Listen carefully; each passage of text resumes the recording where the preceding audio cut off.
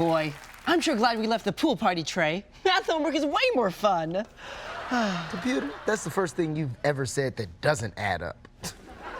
You're so studious, Computer. Trey, you could learn a thing or two from his people. They're very wise.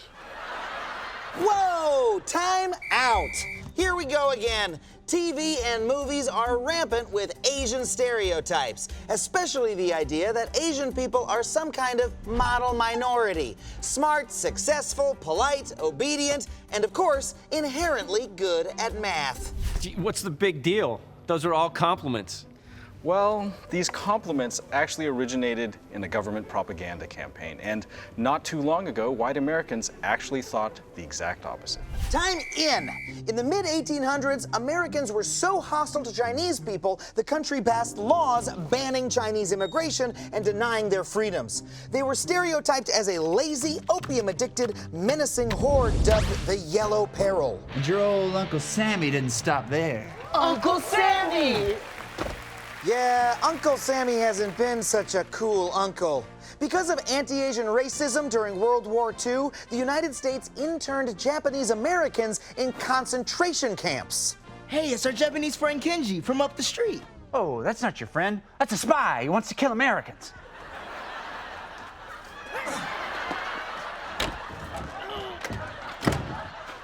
Uncle Sammy, why didn't you do that to German Americans in World War II?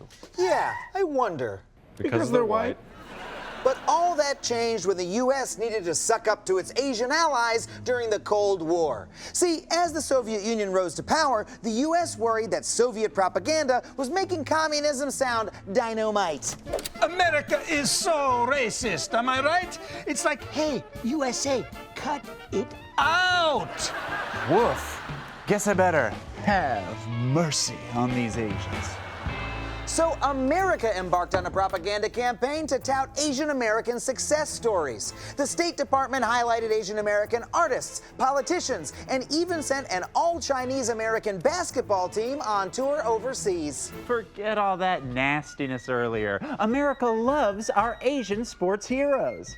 And in 1965, Congress approved a landmark immigration law that ditched racist restrictions. But it gave preference to immigrants who had training, talent, or skill sets that would benefit the U.S. economy. Sammy and the Rippers are changing their tune. Borders now open for smart, successful Asian immigrants. Wow, now that I've let all these educated, successful Asians into America, I've got to say, Asian Americans sure are successful and educated. So America went from a country that despised Asians to one that held them up as a shining example of assimilation. And this self-fulfilling prophecy resulted in the model minority myth. And the most sinister part of this myth is it was used to put other minorities down, and it's still holding people back today. Oh, it's our very special guest star, Professor of History at Indiana University, Ellen Wu. Why did I need to use the ladder, Adam? Aren't we on the ground floor? It's a sitcom thing. In the 1960s, government officials looked at socioeconomic data from African American communities and contrasted it to the so-called family values and stability of Asian Americans. Now, this fueled racist claims that Black people had no one to blame but themselves if they experienced poverty and other social disadvantages. Conservatives went on to use these claims to justify making cuts to many essential social programs for African Americans and other disadvantaged minority groups. They were even used to argue against civil rights. Come on, you don't see Computer complaining about fair and equal protection. Asians earned their place in this country. Why can't you? What? No, Uncle Sammy, you helped Asian people. Why can't you see that? And the model minority myth hurts Asian people too.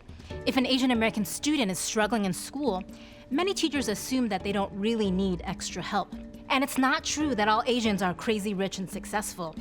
The poverty rate for Asian Americans is actually higher than the national average. And frankly, it's kind of ridiculous that we lump people from so many different backgrounds together as Asian. Yeah, Asian people are not a monolith.